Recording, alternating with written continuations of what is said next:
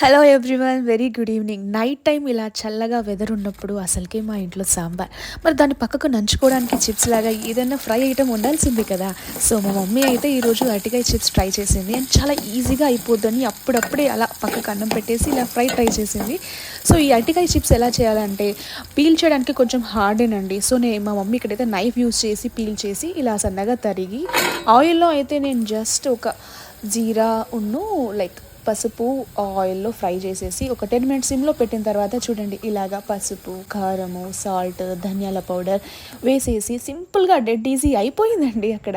So ఇక్కడ వేడి వేడి అన్నంలో అరటికాయ చిప్స్ అక్కడ పక్కకు వేసుకొని ఇలా సాంబార్తో తింటే ఉండదు సూపర్ సూపర్. యాక్చువల్లీ పక్కకు నంచుకోవడానికి నాకైతే ఖచ్చితంగా ఏదో ఒక ఫ్రై ఐటమ్ ఉండాలి. సో ఈరోజు మా మమ్మీ ఇలా చెప్పగానే ట్రై చేసింది అండ్ చాలా ఈజీగా అయిపోయిందండి.